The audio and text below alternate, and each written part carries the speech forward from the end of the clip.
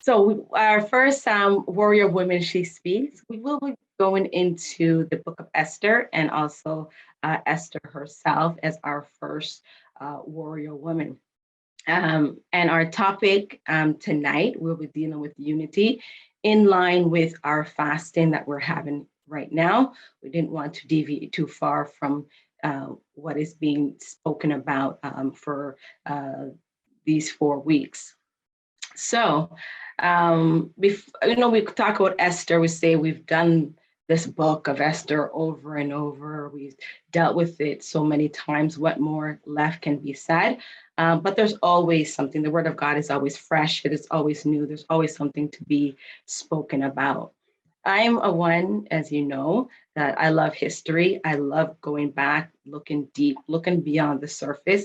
I like to put myself in the time period to be able to really understand the perspective of the character that we're talking about, to see, the choices that they made, what was the environment that they were in, to really, really, really understand.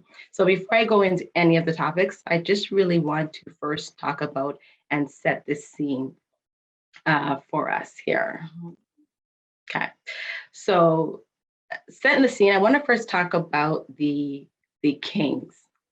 So when Nebuchadnezzar, that's the king of Babylon, and when he invaded Jerusalem, the Jews were taken into captivity. And then after that, Babylon was then invaded by King Cyrus the Great of Persia, who made Susa, which is the city in the book of Esther that we're speaking about, sometimes referenced as Shushan, and he made that the capital in his Persian Empire. So it was under King Cyrus that the Jews were given permission to go back to Judah and rebuild the temple. That's when he was used of God and had this big proclamation and allowed the Jews to go home. About 50,000 Jews returned at that time, with most of them remaining in Babylon. The rebuilding of the temple was not completed until King Darius, who was the next king. He succeeded King Cyrus. So King Ahasuerus, or Xerxes, is the great-grandson of King Cyrus. So our story, or the story of the book of Esther, is set during the time of King Ahasuerus. So Susa being the capital, this is where Queen Esther would have had her residency.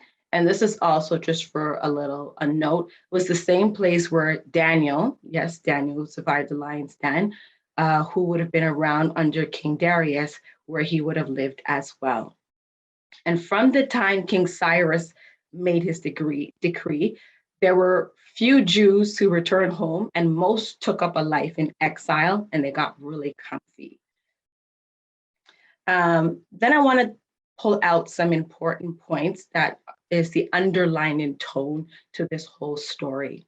And this is talking about the Israelites and the Amalekites.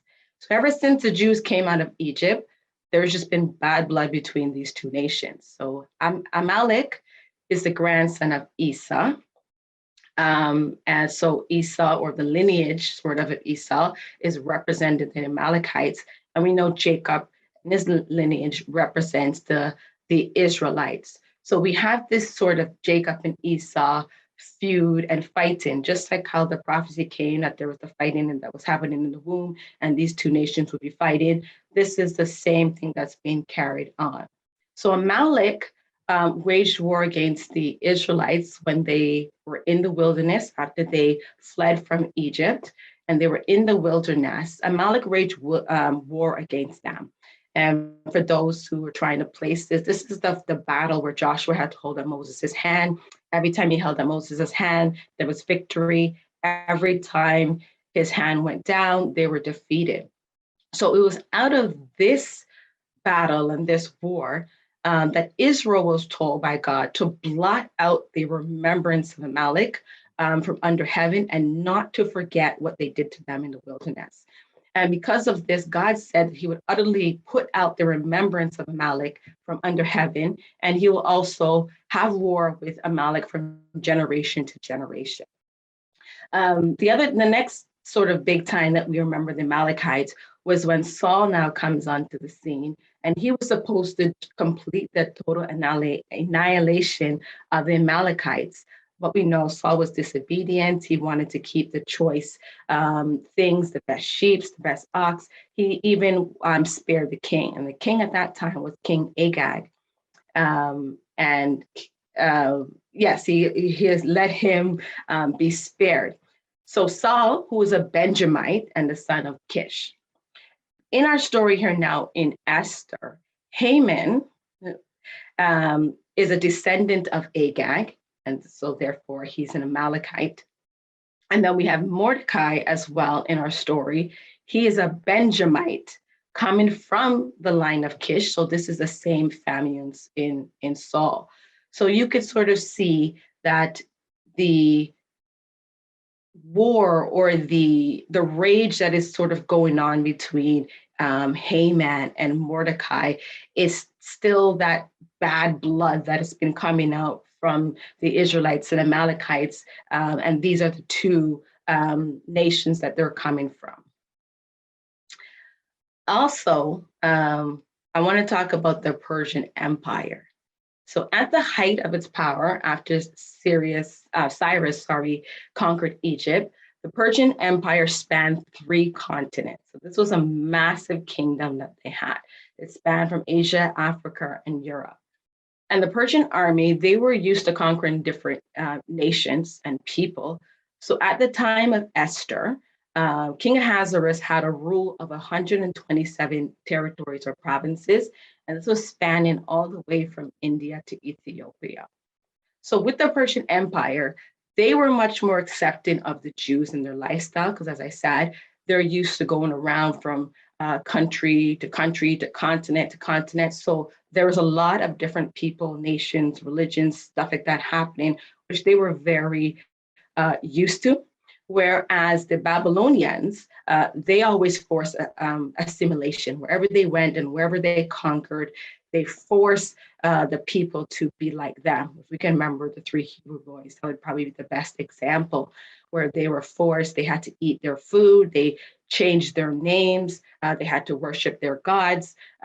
So the Babylonians forced assimilation, but the Persians were a little bit more relaxed and let people be who they needed and wanted to be. So with this, the Israelites that were in Persia, right, the Persian Empire, I should say, they were content. You know, they had houses, they had jobs, they had religious freedom. And then they were dispersed throughout all of the 127 provinces. Just do a little map here, just to give a little context and explain. So we see Egypt over here, where they would have been in bondage. They eventually made it over here. That's Jerusalem. From Jerusalem, they went into captivity to Babylon, and then they were dispersed right through. And here's the area between Babylon and Susan, where they would have been afterwards. But this map represents the entire Persian Empire at the time. So in their story here now, the narrative opens up with King Ahasuerus having a lavish feast. He puts on a 180-day feast for all the nobles in all the provinces. When we say all the provinces, we're talking the 127 provinces, and we see the span of these provinces. So it was quite a lavish affair that he was putting on to really display his splendor, his wealth, his reach. And after that 180-day feast, he had a 7-day feast for all the people that were in the palace at Shushan. And Vashti, the queen at the time, she also hosted a feast for the royal women. So there was a lot of celebration and joyous and happiness going on. And you could see that there was a lot of unity throughout all the provinces themselves. Ahasuerus really was keeping everything very loose and was fluent with all his territories. In our story, just a couple of things to pick out and want to keep in the back of our mind. It's evident that Mordecai had access to the king's gate, because this is where he was. This is where he's was stationed, why he was able to hear the overthrowing or the attempted plot to overthrow the king, why he was able to have access to Esther back and forth. So he was always at the king's gate, and he had a religious freedom because he was not afraid to declare himself as a Jew, because that was what the problem was when he was asked to bow down to Haman. He publicly and openly told him he's not doing so because he is a Jew. So while Mordecai is being upfront about his nationality and his inheritance and who he is, he was very careful to tell Esther not to make her Jewish heritage known. And she had to keep, we'll call it sort of this secret. She had to not make it known who her people was. She couldn't have anybody know that she was related to Mordecai. So it was very quiet and it was very hush hush. And I want to talk about the decree. So the narrative continues, and we see Haman is offended that one Jew would not bow to him. And so he plots to have all the Jews killed. You'd almost think, that's sort of a stretch. One guy doesn't want to bow down to him. Why are you going to try to now kill hundreds of thousands of people because one person wouldn't bow down to him? And I go back, and this is why I was studying the scene, talking about the lineage, the Amalekites versus the Israelites. So this is not just only Haman of himself, just, coming up, but he would have grown up and known that we don't mix with the Israelites. We hate the Israelites. They tried to have us killed. We were always going to try to destroy them at any case and at any cost. So once Haman realizes that Mordecai is a Jew, he's seeing red and making sure, like, this is the opportunity now where I can have all the Jews killed. So he convinces the king, and this is from Esther 3, verse 8, and he convinces the king that certain people, and he's very loose with his language, certain people, that could be anyone, right? There's hundreds of nations, are scattered around and dispersed among the people. And the people he's referring to means the Persians. And they're in all the provinces in the kingdom, and their laws are diverse from all people. Again, everyone was able to have their own laws. And they don't keep the king's laws, which at that time was unfounded. And therefore, it's not for the king's profit to suffer them. So he puts out this thought to the king, and Ahasuerus was not concerned with any of Haman's statements until he mentioned that, there was a possible financial gain. So the Jews were not bothering anyone or the king. It was Mordecai, a Jew, that was bothering Haman. So he sets out to have a decree put in place. So Haman was vague when he was trying to get the king on his side, but when the decree was actually written and signed, he was very, very, very specific to make sure he named and put in the Jews.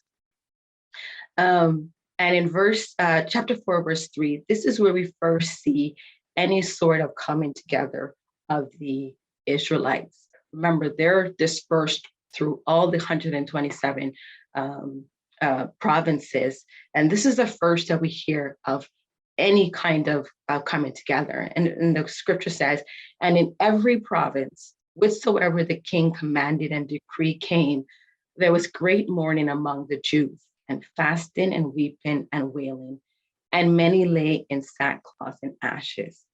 This is now where we get to see a coming together.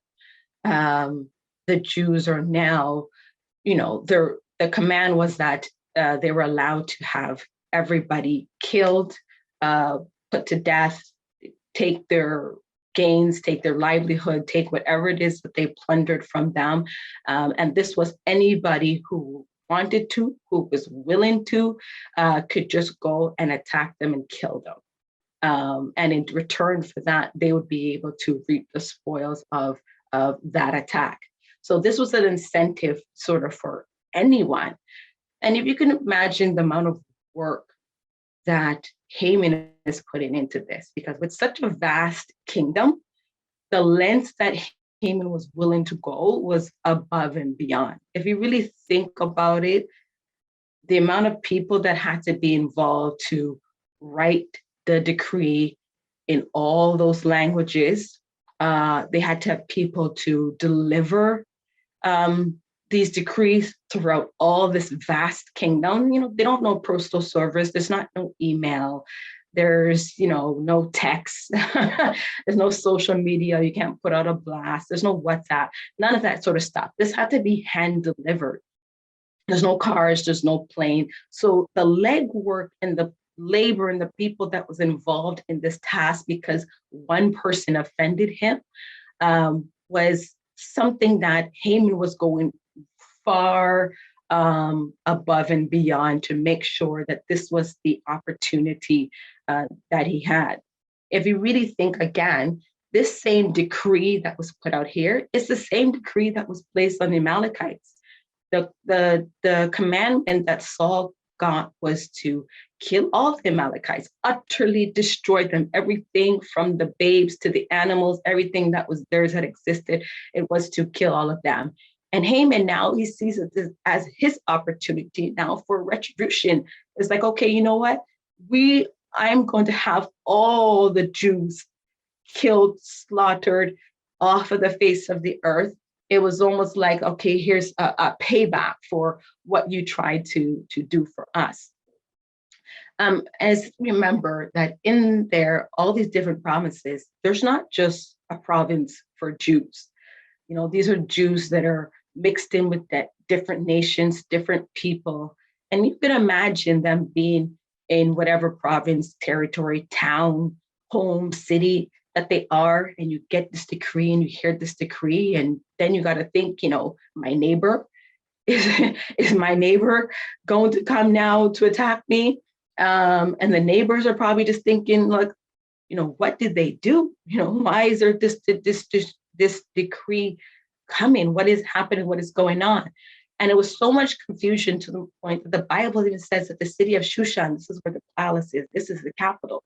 They were perplexed. They were wondering what happened. There's all these different nations here. Why are the Jews being singled out? Are we going to be next? What happened? And there was this sort of perplexity, and no one could really understand what was going on. So I set the scene a little bit there. I want to now move to our actual topic here and talking about unity. So unity is the state of being unified or joined as a whole, the quality or state of being made one, and a condition of harmony. And being unified could take the place of being unified for good, or you could be unified for evil.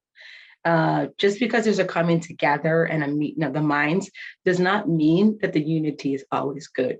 In this story here, you think about Haman and his wife and his friends and his family, they were unified. They were unified for evil. If you think about the greatest one, the devil and his angels, they are unified. They are together. They are one, but their unity is for evil. We always want to make sure that whenever we are getting together and we are putting ourselves in groups, what is the reason? What is the purpose? Is this for good? Is this for enhancement?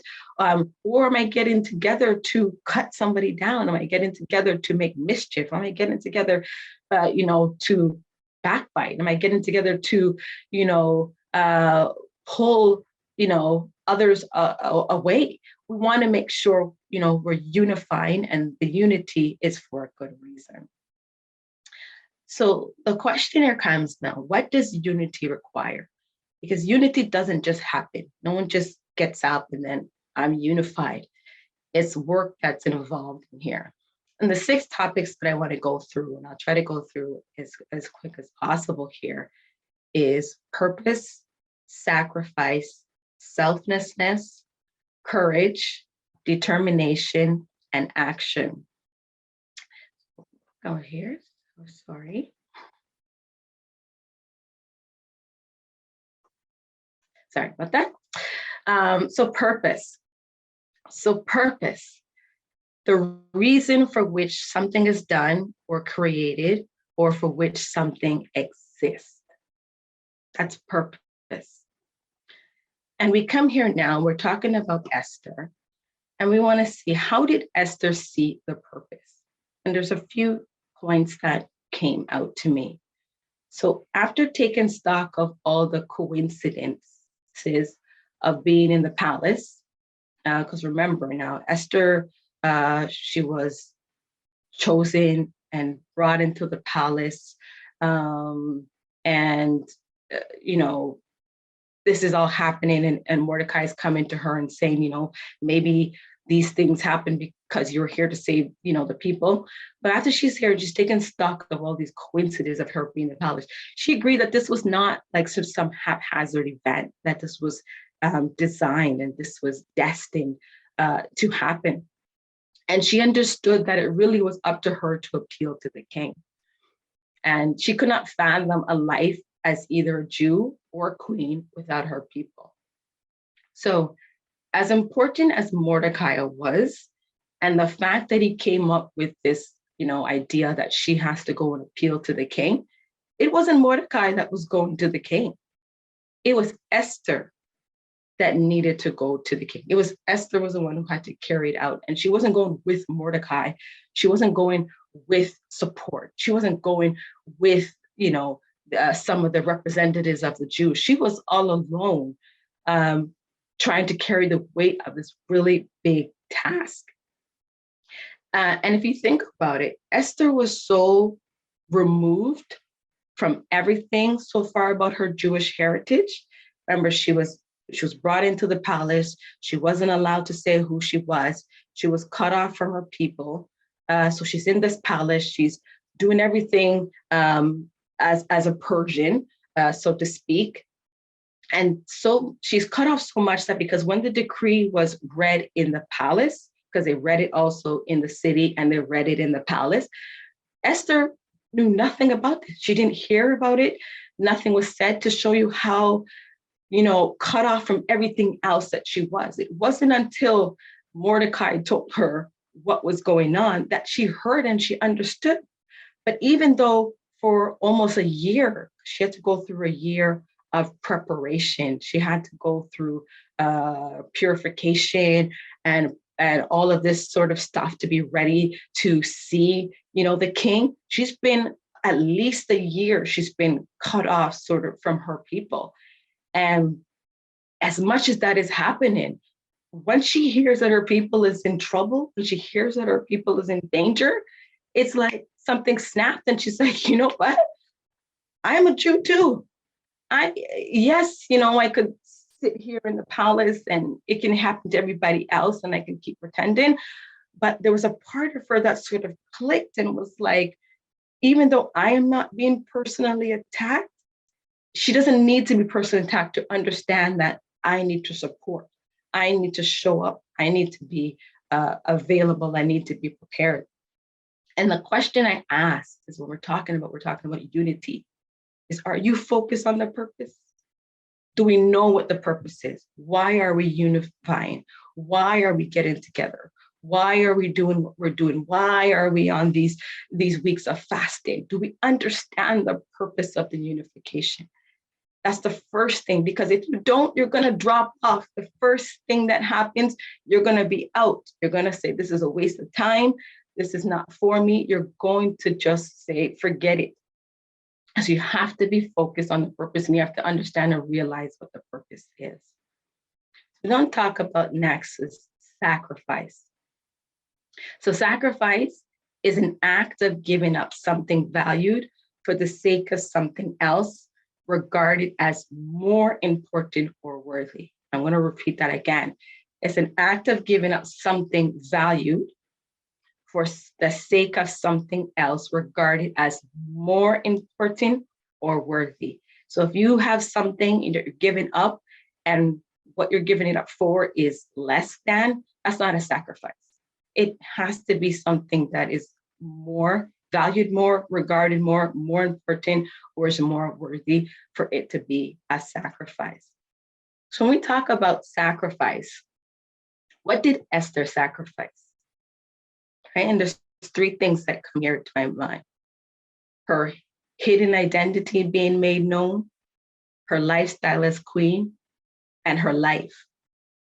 If you think about it, Esther is that time she was a young virgin. That was who the king was seeking out. They were seeking out young virgins. So she's a young girl that was pushed into here to the palace, told not to say anything. And she's been very obedient to everything that Mordecai has tells her. Mordecai took him as her own daughter. She was fine.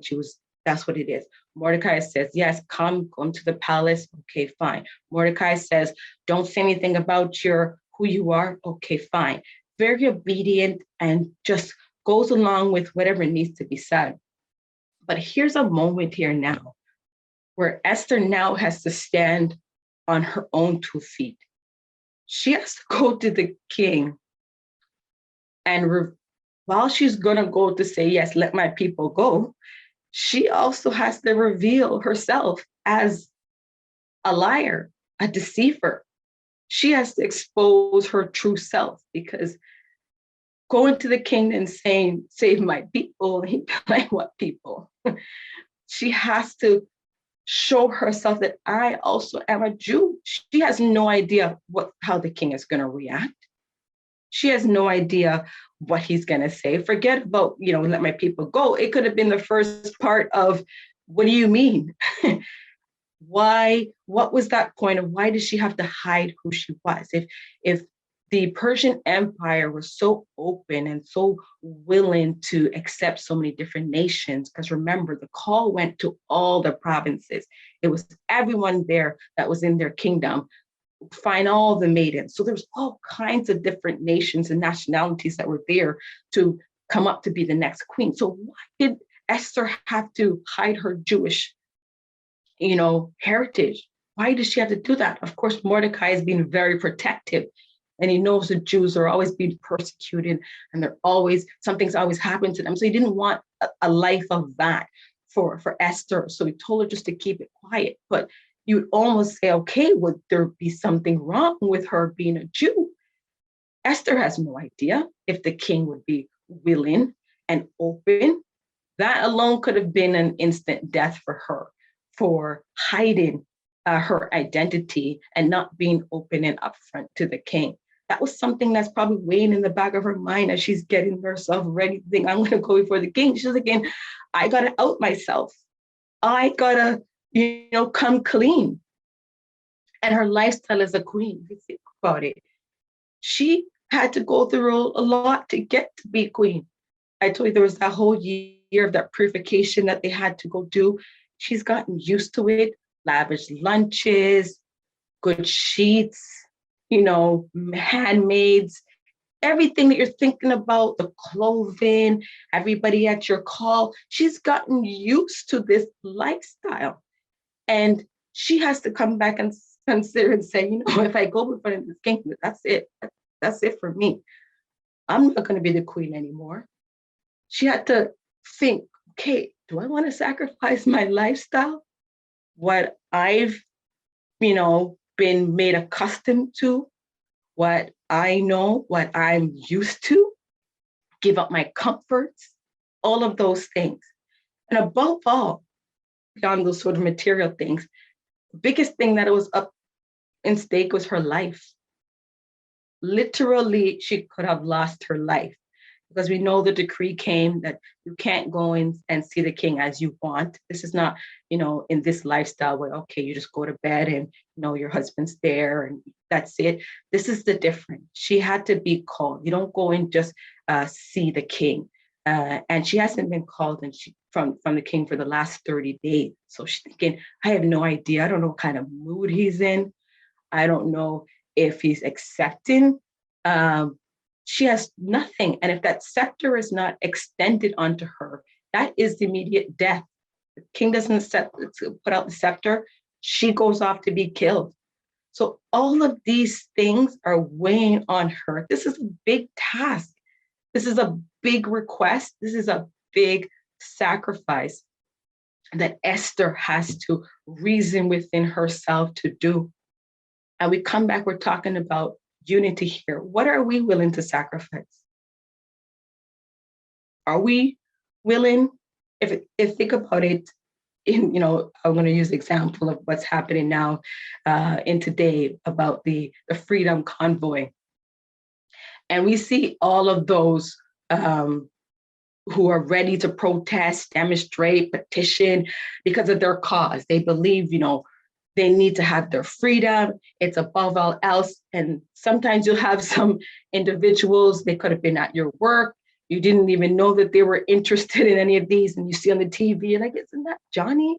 Isn't that whoever? Had no idea. But then at that point, they're not afraid to be ousted. They're not afraid to be identified. They're not worried about any of that stuff. Their lifestyles are at stake because we know how these things go. People lose their jobs, people lose their careers, their families, their friends. A lot of things happen. They lose their businesses. A lot of things happen when you come up and you take a stand and you say, I want to, protest and I want to, be out there for a cause. But they're not concerned about any of those things. And their lives, they're not afraid to go to jail, not afraid to get hurt, not afraid to get killed, because the cause is greater than who they are. They're willing to sacrifice anything, everything for the cause. And this is what we come to, is unity. What are we willing to sacrifice? Unity does not come without sacrifice. Something gets dropped off. Something has to go by the wayside. Something has to get put down for the cause to be at the forefront. We have to be willing to make sacrifice. Next, I want to talk about selflessness. This is a big one. The selflessness is concerned more with the needs and wishes of others than one's own or one's own self. Concerned more with others than yourself. And we look back at Esther, again, because everything is going to Esther. How was she selfless? And Esther, she could have remained hidden in the palace and disregarded the plight of her people. Only Esther and Mordecai knew who she was. That was it. She could have said, okay, Mordecai, that's fine, I understand, and retreated in the palace and stayed in there, and nobody would have been none the wiser. She could have hidden herself and ignored what was happening, because it wasn't happening to her. Nothing was happening, and that's the point I want to drive. Nothing was happening to Esther. She was in the palace. She was doing fine. She was being pampered. She was being taken care of. And she could have stayed there. She could have refused to hear Mordecai out, and she could have ignored his anguish. When the handmaids were going and said, go see what's going on with Mordecai. Right? And then when Mordecai was explaining, and after she didn't have to keep doing the back and forth. She didn't have to keep having her handmaid go and speak again. And then Mordecai say something else. She could have said, oh, is that what's going on? And cut it off right there and moved on. But she decided to save the life of her family as well as the people over her own. She just said, okay, you know what? I could just ignore this, but how am I going to feel? How am I going to feel about myself knowing that I just let all of my people, my family, just get killed? And I sat here in paradise and I sat here in pleasure and I let all this stuff happen. She could have done that. So the question comes and says, what needs of our own are we willing to put after others? We're talking about unity. Think about for this cause. Why we fast, why we pray, why we wake up early, why we attend these services. It's not because we have nothing to do. Everybody's busy. We're all busy. But because of the cause, for this cause, I'm willing to turn down the plate. I'm willing to get down on my knees, 6 o'clock in the morning. Every day there's a service. Every day there's a Zoom service, prayer, teaching, every day. Why? Why are we doing all of this? Because of the cause, because we want to be united, because we want to draw closer, because we want to come together. Children need to eat, food needs to be on the table, appointments need to happen, all this stuff needs to go on. But we're willing to say, okay, you know what? Let me put this first. This unity is more important right now than everything else. I need to make sure I'm showing up. I need to make sure I'm doing my part. I need to make sure I'm putting my time in, put myself and what I have to do after, because this cause is so great. I'll talk about courage. Unity requires courage. And courage is the ability to do something that frightens one and strengthen the face of pain or grief. So courage is. And we say, how was Esther courageous? Right? We spoke about this. She was not called by the king in 30 days. And she was very aware that if that scepter was not extended to her, that she would be killed. And we think Vashti was put out for speaking up and refusing to obey the king. No, I'm not coming to the dinner. I'm not coming to be, your arm candy. I'm not coming so you could show me off. Yeah, I'm staying in my quarters. Vashti spoke up and she disobeyed the king and she was put out. I'm sure that must have been on Esther's mind as she's thinking about, okay, should I go? Shouldn't I go? Should I go? Thinking that, I'm going to be put out too. This is it. There was also the part of speaking out, against Haman. Meant that she was speaking out about the king. Because remember, the king signed off on this. The king said, yes, go ahead and do this. So not only is she thinking, okay, yes, I want to make sure Haman gets punished, she has to think that I am telling the king you're wrong. She's telling the king that you did this. You wanted to kill me, that you signed off on this. And if the king had no idea, then you let yourself be manipulated. That still is not a good place and a good look for the king. So there's all these things that Esther has to put in her mind and battle against and come with some strength and some courage. And then she had to come face to face with the person responsible for her demise, right?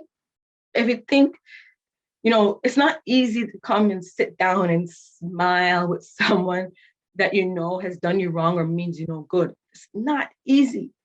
She has to come, put a smile on in the banquet and come back another day. Yes, I want you to invite you to come to the next. You have to, this is the person who means you no harm. And you have to come face to face and speak with this person, know that they want to have you killed, know that they're trying to kill off who, you are, your race of your people. Not easy. She had to remain, together, not let her emotions just fly off. And she had to be courageous to go and say. So when she talked about, she has to get down and get in fasting, it's because of all, this was a big weight. This was a big decision. A big decision that she has to face, not the people, that Esther has to face. And then it's what fears, pain, or grief are we willing to overcome? We talk about unity. All of that comes with us. Unity is people. So we all come with our own selves. We come with our own baggages. We come with our own fears, pain, grief. We could have had a unity before and maybe didn't go so good in the past. Maybe it didn't go well. And then it's like, okay, we want to try to be united again. It's like, nope, count me out. I'm not in. I'm not doing it. I did it before and it was terrible. I was the only one. They said prayer at 6 a.m. I was the only one that showed up. They said, come to church. I was the only one that was there. They said fast. It was just me that was doing it. Everybody else was enjoying themselves and going out. It was just me. I'm not doing it again. I'm not uniting because people are not taking it seriously. I'm not putting myself through that again. Fears, pain, grief with uniting. It could be the same people that you have to unite with now. It's the same people that cut you down before. Same people that's cutting you down right now. And then we're being told, no, come together, come together. How can I come together? I feel what I feel. But the cause is greater than what I'm feeling, what I'm going through, what this one did to me, what that one did to me, how sad I feel, how happy I feel. None of that. And to come face to face with the people who hurt you, and you have to come together, not easy. But are we willing to overcome those for the cause, to be united, to achieve the purpose? Are we willing? It takes a willingness. Unity doesn't just happen out of the blue. It takes work, and takes work with each of us doing our part, each of us being committed, not that one and that one and that one, each of us being committed. I want to talk about determination. A firm or fixed intention to achieve a desired end. Determination. How was Esther determined? All right, we talk about she knew what she was up against. So she called a fast for all the Jews that were in Shushan, as well as all of her maidens. She knew she couldn't go to see the king on her own strength, on her own merits, on her own thinking, on her own thoughts. As the mothers would say, she needed her backative. She needed to make sure that, you know what, God, I need you to do this for me. Look what I'm facing. I'm going to go in there. I don't know how the king is going to feel. I don't know what he's going to say. I don't know if I'm going to have favor. I don't know what's going to happen. I may never return after this. But God, I am determined. If I perish, I perish. But I have to give it a try. I have to go for it. I have to do this. There's too much on the line. There's too much on stake. I cannot be selfish with this. Put away everything that I'm feeling, who I am, how scared I am, all of that. Fast to get her mind right, fast to get her thoughts together, fast to get her strength, because this is important. She was determined. And her task was to appeal to the king to have the decree changed. That was her task. That was her focus. And she was not going to be deterred by anything or anyone. That's determination.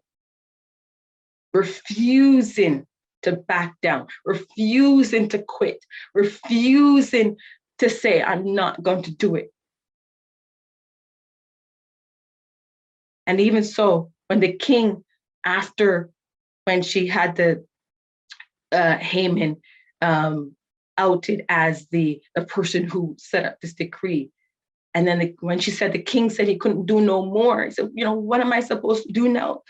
The decree has already been out. The law has already been changed. What do you want me to do?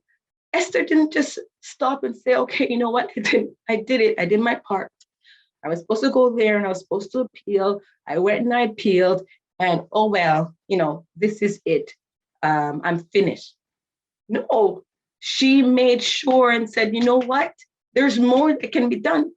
We have an appeal, have an alternative. Can we not then defend ourselves? Can we not then fight for ourselves? She made sure that at the utmost was that she needed to make sure that her people were going to have a chance at life. Lives literally were at stake. And she was not going to take no for an answer. And she made sure that she got a decree. She had the power. The king said, okay, go ahead, as you wish, get it written, get it done, put the decree out. Here's my ring. execute it. And she made sure that that was going to be done. And the question is, what's going to hinder us or hinder our determination? The Bible and scripture talks about, nothing shall separate me, from the love of God, death, life, angels, principalities, powers, heights, depths, and all of that stuff. As simple as this, when we think about it, what's going to hinder us? Snow, wind, fog, it's too sunny, it's raining, all of these kind of things, backstabbing, loose lips, embarrassment, fatigue, work, family. What is it that's going to hinder our determination? Sometimes it's so easy. It's so easy. The first thing that comes up, we quit and we're out. But we can't. Always have to remember what is at stake. Why are we trying to be unified? Why am I doing this? Why am I doing sacrifice? Why am I doing all this stuff? Why am I being selfless? Why all this stuff? Go to the end. See it through to the end. And last, I want to talk about action. Unity requires action. And action is the fact or process of doing something typically to achieve an aim. And we say, what actions did Esther perform? And action is, after all that weeping, after all that wailing, after all of that fasting, after all the stuff that happens, unless Esther goes to the king, it still would have been in vain. That part she still needed to go. And then unless Esther pleaded with the king for an alternate solution, it would have been left at, there's nothing more that I can do. That's just where it would have ended. And unless the people took up the arms and fought back, they still would have been destroyed. Action. We can pray till God comes.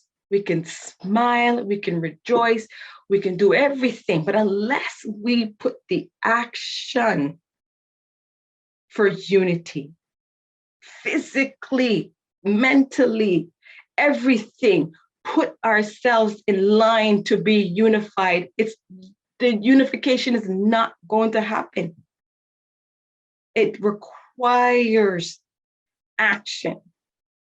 Bishop can teach, he can preach, he can, lead, he can sing, dance, cry, yell, do everything. But unless we are willing to actually come together, all of that is in vain. We could put on here the best, fasting. We can have all the right scriptures, and we can have all the right themes, and we can do all the right things. But unless at the end of all of this, we are willing to gather ourselves, everything, unless we're willing to do the action of it, all of that is vain. Other than that, we just have nice topics, nice emails that go out, nice Excel spreadsheets that came to us, nice topics. Like all of that is just nice. The action needs to be with it, needs to go with it. Ask ourselves, what action am I willing to take? Am I willing to do the work? Am I willing to do the work? And after all of that, unity brings something. There's a reward for unity. The strength, victory, and power. That's what comes out of unity. It has to yield something. Don't just plans, and never expects to reap. You don't just come together and never expect to get anything out of it.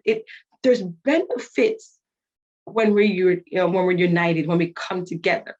And because the Jews came together, at first they cried together, they wept together, they lay in sackcloth together. And because they did it together, they were able to rejoice together. They had the victory together. They were able to have their feast together. They were able to come on the other side of it together because they did the first part together. They can rejoice together. And because they did this, they preserved their lives. Other Jews or other people, I should say, were converted to be Jews. Scripture says at the end of all of this, many people became Jews because they saw what the Jews did, how they stood together, how they were undeterred, it wasn't even so much the fighting back, it was how they came together as a people to do this. Many people, the scripture says, became Jews. Laws got changed. Things get done when we come together. Strongholds are broken when we come together. It's the coming together that needs to happen. And unity, strength, victory, power. Those are things that we can gain. These are things that are at our reach to have.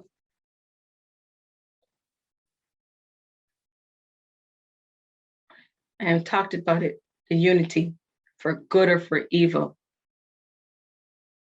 I always want to make sure, and I repeat this, as I said earlier, you want to make sure that our unification is for good. We're not just coming together to do evil, to plan evil, but it's for good, so that we can have the strength, the victory, the power. And Esther, her voice was heard. It was Esther who had to make the tough decisions. It was Esther who had to put her life on the line. It was Esther who convinced the king. It was Esther who called out Haman. And it was Esther at the end who organized a perpetual remembrance so that they would never forget how God delivered them. They call it Purim now. Made sure that we got to remember this triumph. We got to remember this victory. We got to remember this deliverance. And oftentimes in the Bible, women, because when we speak about Esther, a lot of the story comes from the aspect of Mordecai. Mordecai and Haman, they take the center stage. And, Mordecai thought of this, and Mordecai convinced Esther, and Mordecai and Mordecai and Mordecai. Mordecai wasn't there. Esther had to be the one to stand up and do the work, execute the work by herself. She was on her own, young girl that had to do this. And as women, we're not small. We're not insignificant. We're not powerless. We're not lowly. We're not helpless. As big or as small as we are, we have a voice. We can change things. We have the ability to change things. We have the ability to put things in place. And if you think about this whole story, Esther being brave enough to stand and make these proclamations, one person, and how many people were the beneficiary of this. And if we think to ourselves, if one person can do all of that, what would it look like if many of us came together? If many of us were on the same page, if many of us had the same thoughts, many of us had the same desires, many of us were moving in the same way, if many of us were unified, what would that look like? What would Satan's kingdom really look like? If we're really all together for the cause, for the purpose, seeing it to the end, being our brother's keeper, lifting up our sister, not tearing them down, helping, stretching our hands, our voice. What would that look like? That's what I leave with us today, to really think about the unity. It can start with one, but it needs others. Everybody needs to come on board, but everybody needs to do their own part. Everybody needs to do their own share. Everybody needs to come and realize the purpose and be committed to the purpose until the end of it, so that we can have that victory. Esther, woman speaks, her voice was heard. Hallelujah. Lord. Thank you, Jesus.